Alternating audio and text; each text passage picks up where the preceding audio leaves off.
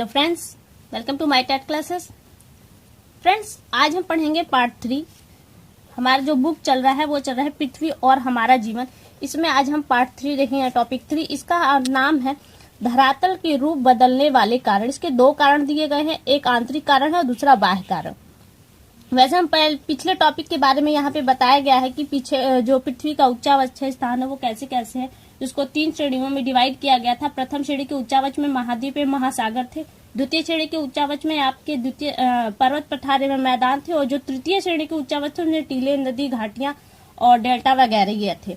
तो आज हम पहले ये बताया गया, आज हम इसमें देखते हैं कि क्या है। देखिए यहाँ पे एक चित्र दिया गया है, पूरे विश्व का इसमें प्लेटों को दिखाया गया है। हालांकि आप यहाँ से कुछ खास तो नहीं समझ पाएंगे जो प्लेटें दी है। अब इस प्लेटों के बारे में क्या दिया गया है नीचे हम पढ़ते हैं, तब हमें कुछ ज्यादा पता चलेगा। तो दिया है कि स्थल अनेक दृढ़ खंडों में विभाजित है। जो हमारा महासागर महाद्वीप है ये अनेक स्थल खंडों में विभाजित है। इन्हें स्थलीय प्लेट कहते हैं। प्रत्येक प्लेट में महाद्वीप या महासागर अथवा दोनों प्रकार, यानी कि एक प्लेटें जब ली जाती हैं तो उसमें आपके महासागर और महाद्वीप दोनों ही आ जाते हैं। जैसे देखिए ये अगर हम कहीं यहाँ से ये डिवाइड हो रहा है तो देखिए इसमें आपका दक्षिणी अमेरिका और ये यहाँ का महासागर दोनों आ गया इस प्लेट में।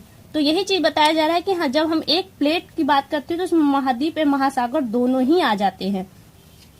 दोनों प्रकार की भूपरपटी शामिल थे। ये प्लेट दुर्बलता मंडल पर बहुत धीमी गति से तैरती है। दुर्बलता मंडल आप पिछले टॉपिक में पढ़ चुके हैं, जहां से ज्वालामुखी के लिए सबसे प्रभावी कारण कौन सा बनता है, वो बनता है दुर्बलता मंडल। इनकी वार्षिक गति केवल कुछ मिलीमीटर होती है। आपने सुना होगा, आपको पता भी होगा कि हिमालय पर्वत की ऊंचाई दिन ब दिन बढ़ रही है। और क्यों बढ़ रही है? इन प्लेटों के खिसकाव के कारण। इसे हम आगे भी देखेंगे अच्छे से। प्लेट की इस गति को विवर्तनिक संचलन कहते हैं। आपसे प्रश्न बन सकता है कि विवर्तनिकी संचलन किसे कहते हैं? तो किसे कहते हैं? वो कहते हैं प्लेट की गति को। जो हमारे पृथ्वी के नीचे प्लेटें हैं, इन प्लेटों को चलने की जो क्रिया है इसको हम कहते हैं विवर्तनिक संचलन। फिर यह इस गति के कारण ही पृथ्वी की सतह पर परिवर्तन होते रहते हैं। कभी कभी भूकंप का आना या फिर ज्वालामुखी का विस्फोट होना, कहीं दरारें पड़ जाना वगैरह, ये सब इसी के कारण होती हैं। फिर यह है जब दो प्लेटें एक दूसरे दूर जाती है धरातल को चौड़ी दरारें बन जाती हैं। इनके कारण भ्रंश घाटियों और भ्रंश पर्वतों का निर्माण होता है। जब गति समुद्र के नीचे होती है तो तलहटी पर लावा के जमाव से मध्य महासागरीय कटकों का निर्माण होता है, जैसे मध्य अटलांटिक कटक। ये हुआ आपका। देखिए यहाँ येलो ब्रैकेट में क्या दिया गया है, भूपटपटी और मेटल का ऊपरी भाग, जो पृथ्वी का सबसे ऊपरी मेटल भाग है, वो मिलकर स्थल मंडल कहलाते हैं। इसकी मोटाई 10 से 200 किलोमीटर के बीच होती है, यानी कि इतनी मोटाई होती है इसकी। अब आगे देखिए क्या दिया गया है। आगे दिया गया है हिमालय भी इसी प्रकार निर्मित हुआ है। आप हिमालय कैसे निर्मित? जब दो प्लेटों आपस में नजदीक आई हैं, दो प्लेटें हैं, जैसे ये दो प्लेटें ही आपस में नजदीक आती हैं तो ये जो बीच का हिस्सा है वो उभरता है।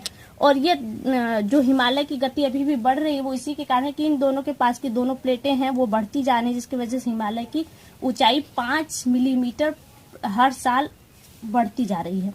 और आगे देखिए, जब प्लेटों की यह गति समुद्र के नीचे होती है तो महासागरीय गर्त का निर्माण होता है। प्रशांत सागर में मेरियाना गर्त इसी का उदाहरण है। जब ये गहराई में होती है, ये जमीनी सतह पे होगी तो क्या होगी, समुद्रों की गहराई बढ़ जाएगी। तो इसमें आपका मेरियाना गर्त संसार का सबसे बड़ा, यू प्रशांत महासागर सबसे बड़ा है और प्रशांत महासागर का मेरियाना गर्त सबसे बड़ा है, गहरा है। भूकंप, ज्वालामुखी, विस्फोट की घटना इतने स्थानों पर घटित होती है। फिर यह धरातल परिवर्तन लाने वाले बलों को हम उनकी प्रकृति के आधार पर 2 वर्गों में डिवाइड कर सकते हैं, एक तो बाहरी और आंतरिक। अभी मैंने बताया। अब हम पढ़ेंगे आंतरिक जो रीजन है उनके बारे में हम पढ़ेंगे। आंतरिक बल दिया है। देखिए आंतरिक बल, ऐसे बल जो पृथ्वी के आंतरिक भाग से उत्पन्न होते हैं आंतरिक बल कहलाते हैं। आंतरिक बल को हम 2 भागों में विभाजित करते हैं। कौन कौन से आंतरिक बल? दीर्घकालीन है और एक आकस्मिक। दीर्घकालीन में आपका आता है वलन और दूसरा आता है भ्रंशन, और आकस्मिक जो एकाएक आता है उसको होता है ज्वालामुखी और दूसरा है भूकंप। अब इसके बारे में भी थोड़ा थोड़ा देख लेते हैं। देखिए यहाँ पे ये दिखाया गया है कि प्लेटें खिसकते पहले हमारी पृथ्वी इस तरह की थी। इनको प्लेटों का जब खिसकाव बढ़ा तो कुछ वर्तमान में ये स्थिति इसकी बनी हुई है। अब आगे देखते हैं। अब देखें वलन क्या है। अब वलन देखिए, क्या कि ऊपर आपके लिए नहीं है वलन। वलन होता है मोड़, अभी जैसे हिमालय की जो ऊंचाई बढ़ रही है वो इसके लिए है। जब दो प्लेटें आमने सामने गति करती हैं तब दबाव की क्रिया होती है, इसके धरातल पर मोड़ बन जाते हैं और वलित पर्वतों का निर्माण होता है। चित्र 3.2 तो ये देख रहे हैं, इसका दबाव इधर बन रहा है और इसका दबाव, इसके कारण क्या हो रहा है, बीच का क्षेत्र उभर रहा है। जैसे यहाँ पे उभर रहा है, यहाँ पे 2 शीर्ष उभर रहे हैं और एक गर्त में जा रहा है। तो ये क्या है, इससे पर्वतों का निर्माण होता है। ये 2 पर्वत बन रहे हैं। तो चित्र दिया है, हिमालय, आल्प्स, राकीज, एंडीज आदि मोड़दार वलित पर्वत के प्रमुख उदाहरण है। ये वलित पर्वत के आपसे ये यहाँ पे ये देगा और पूछेगा ये किस प्रकार के पर्वत है, तो आपको ऑप्शन में रहेगा वलित पर्वत। वलन के कारण होते हैं इसलिए इन्हें वलित पर्वत कहा जाता है। फिर ये एग्जाम्पल करके बच्चों को करने के लिए कहा गया है, आपके लिए नहीं है ये। फिर हो जाए भ्रंशन। भ्रंश मीन्स होता है टूटना, भंगूर वगैरह, अगर साइंस में देखा होगा तो आपने भंगूर होता है। तो यहाँ पे ये इस भाषा में हम भ्रंशन है। यहाँ पे जब 2 प्लेट विपरीत दिशा में तुम्हें झुकाव होता है, तड़ाव होता है, तनाव होता है, उसके कारण से ये प्लेटें दरार बनती हैं। इसके लिए थोड़ा सा देख लेते हैं। जब 2 प्लेटें विपरीत दिशा में गति करती हो तनाव की स्थिति उत्पन्न होती है, इससे लंबी और गहरी दरारें पड़ जाती हैं, जिसे भ्रंश कहते हैं। इन्हीं भ्रंश रेखाओं के सहारे भूपृष्ठ का कुछ भाग या तो ऊपर उठ जाता है या नीचे धंस जाता है। ऊपर उठा हुआ भूभाग होस्ट या ब्लॉक पर्वत, देखिए मैंने कलर किया है, इंपॉर्टेंट है इसलिए कलर किया हुआ है। होस्ट या ब्लॉक पर्वत कहलाता है, जबकि नीचे धंसा हुआ भूभाग भ्रंश घाटी और आगे है भ्रंश घाटी कहलाता। भारत में विंध्याचल और सतपुड़ा पर्वत, ये 2 पर्वत भ्रंश घाटी के कारण 2 में डिवाइड हुए हैं। एक है विंध्याचल, दूसरा है सतपुड़ा, और इन्हीं दोनों पर्वतों के मध्य से नर्मदा और तापी नदियां बहती, जो भारत की मात्र 2 नदियां ऐसी हैं जो भ्रंश घाटी से होकर बहती हैं। अब आपका दूसरा था आकस्मिक वलन। अब यहाँ से आपका होता है आकस्मिक। आकस्मिक आपके ज्वालामुखी और भूकंप थे। ये क्यों आते हैं जरा इसके बारे में भी देख लेते हैं। पहला आता है आपका ज्वालामुखी। ये टॉपिक थोड़ा लंबा है, लंबा जाएगा। ज्वालामुखी ये सब आप जानते हैं इसलिए इसको बताने की खास जरूरत नहीं है। और इसके मुख को निकास नली जो है, निकास नली या फिर इसके यूं कह सकते हैं, इस छिद्र को वीवर या क्रैटर कहते हैं। और ऐसा कहते हैं क्रैटर होता है जब ज्वालामुखी अगर एक बार निकलने के बाद शांत हो जाता है, फिर उसमें पानी इकट्ठा हो जाता है, तो वो झील का निर्माण करते हैं। इसके मुख में, ये जो मुख है इसमें झील का निर्माण होता है, इसे क्रैटर झील भी कहा जाता है। फिर आपके लिए कुछ खास नहीं है यहाँ पर। और पृथ्वी के अंदर का मैग्मा रुक रुक कर लावे के रूप में बाहर आता है। जो मैग्मा बाहर आता है उसे हम लावा कहते हैं। जब यही लावा ठंडा हो जाता है तो आग्नेय शैलों का निर्माण होता है, या आग्नेय शैल कहते हैं उन्हें ठंडा होने पर। ज्वालामुखी का उद्गार क्यों होता है ये समझे। जहां पर भूतल कमजोर होता है, एथनोस्फीयर का मैग्मा उस भाग को तोड़कर बाहर निकलने का प्रयास करता है, जो हमें ज्वालामुखी के रूप में दिखाई देता है। यहाँ पे ये है, कहाँ का है, एथनोस्फीयर का मैग्मा। कहाँ का मैग्मा होता है, एथनोस्फीयर लेयर पर ये मैग्मा होता है। ये भूपर्पटी को तोड़कर बाहर निकलता है। बाकी नीचे आपके लिए नहीं, बच्चों के लिए एक छोटा सा प्रयोग है। यहाँ पे भी एक छोटा सा प्रयोग ही है। अब देखिए, अब ज्वालामुखी के बारे में बताया गया है, थोड़ा सा इसको विस्तार, क्योंकि अगर इस टॉपिक में कुछ खास है तो केवल यही इतना हिस्सा आपके लिए सबसे ज्यादा इम्पोर्टेंट है। पढ़ते हैं हम। ज्वालामुखी के 3 रूप हैं, एक है सक्रिय, एक सुप्त या सुषुप्त और तीसरा है शांत ज्वालामुखी। सक्रिय ज्वालामुखी के आप सुन लीजिए, आपका एग्जाम्पल यहाँ पे इम्पोर्टेंट है और डिफिनेशन तो इजी है, आप समझ लेंगे ऐसे ही। सक्रिय ज्वालामुखी क्या है, ऐसा ज्वालामुखी जिसके मुख से हमेशा धूल, कण, वाष्प वगैरह निकलती है, वो होता है सक्रिय ज्वालामुखी। अब देखिए दिया है इटली का, कहाँ का है ये, इटली का एटना एवं स्ट्राम्बोली नामक सक्रिय ज्वालामुखी इसके उदाहरण है। अब आपसे देगा कि एटना और स्ट्राम्बोली कहाँ के ज्वालामुखी है, तो आपको याद रखना है कि इटली के है। अब दूसरा पॉइंट ये देखिए, स्ट्राम्बोली ज्वालामुखी भूमध्य सागर में, यानी कि भूमध्य सागर के मध्य में एक छोटा सा द्वीप पर स्थित है, जिससे सदैव उद्गार होता है। उद्गार, अब लावा है तो जाहिर सी बात है गर्म होगा, तब तो होगा, प्रकाशमय होगा, जिसके कारण वहां पे आसपास में प्रकाशमय स्थिति बनी रहती है। इस कारण से इस ज्वालामुखी को भूमध्य सागर का प्रकाश स्तंभ कहते हैं। किसको, स्ट्राम्बोली ज्वालामुखी को। फिर दिया, संसार का सबसे ऊंचा सक्रिय ज्वालामुखी दक्षिणी अमेरिका का कोटोपैक्सी है। अब देता है सुप्त या सुषुप्त ज्वालामुखी। सुप्त जो एक बार निकलता है फिर कुछ समय के लिए रुक जाता है, फिर उसके बाद एकाएक निकलना स्टार्ट होता है, फिर कुछ समय के लिए रुक जाता है। ये तो सुप्त या सुसुप्त ज्वालामुखी।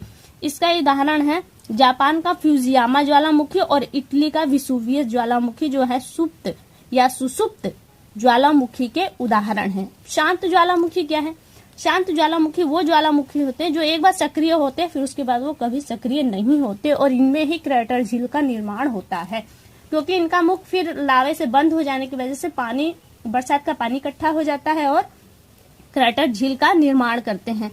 यहाँ पे दिया है, देखिए क्रेटर झील बन जाती है। म्यांमार का पोपा तथा संयुक्त राज्य अमेरिका के ओरेगन राज्य की क्रेटर झील इसके प्रमुख उदाहरण है।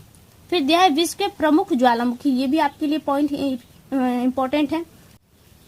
एटना व विसुवियस इटली का है, फ्यूजियामा जापान, पोपा म्यांमार, बैरन द्वीप भारत का है जो एकमात्र सक्रिय ज्वालामुखी है भारत का, मेयान फिलीपींस, क्राकाटोवा इंडोनेशिया का है, जो आप मानचित्र पर देख सकते हैं इन्हें। कहते हैं ज्वालामुखी के क्षेत्र कौन कौन से? देखिए परिप्रशांत मेखला जो है आपका, प्रशांत महासागर का जो रिंग है चारों तरफ का एरिया है, ये ज्वालामुखी पेटी है, ज्वालामुखी या भूकंप क्षेत्र, क्योंकि जहाँ पे ज्वालामुखी आते हैं उसके आसपास क्षेत्रों में भूकंप भी आते हैं, क्योंकि उस ज्वालामुखी सक्रिय कब होता है? जब वहां अंदर प्लेटें पिघलती हैं। जब प्लेटें ये पिघलती हैं तो क्या होता है, ऊपर की प्लेटें नीचे धंसती हैं, जिसके कारण से पृथ्वी हिलती है, यानी कि भूकंप आता है। फिर मध्य अटलांटिक पेटी है, और तीसरा है हमारा मध्य महाद्वीपीय पेटी। अब आगे देखिए क्या दिया है, चित्र दिया गया है आपके देखने के लिए। फिर लाभकारी क्या है? अब इसमें ये होता है कि इन भूकंप से हमें लाभ क्या है। लावा से बनी काली मिट्टी से गन्ना तथा कपास की फसलों की अच्छी पैदावार होती है। आपसे प्रश्न बनेगा कि कपास के लिए कौन सी मिट्टी उपजाऊ होती है, गन्ना के लिए, तो वो लावा से बनी काली मिट्टी। फिर ज्वालामुखी विस्फोटन बहुमूल्य खनिज पदार्थ जैसे लोहे, खनिज आदि ऊपर आ जाते हैं। ज्वालामुखी क्षेत्र में गर्म जल स्रोत मिलने से जिससे गंधक घुला रहता है, जो चर्म रोग के लिए लाभकारी है। अधिक तापमान वाली भाप को संचित कर भू तापीय बिजली का निर्माण होता है। क्रेटर झील के बनने पर पर्यटक स्थल बनने तथा झील का पानी सिंचाई के काम आता है। अब इसके तो लाभ, इसके हानि भी क्या है ये भी देख लेते हैं। हानि देखिए क्या है। ज्वालामुखी विस्फोट से निकलने वाले लावा के नीचे वनस्पति तथा जीव जंतु दब जाते हैं, वो मर जाते हैं। ज्वालामुखी के कारण समीपवर्ती भागों में प्राय भूकंप भी आते। ज्वालामुखी जहां आएगा जाहिर सी बात है आसपास क्षेत्रों में भूकंप भी आएगा।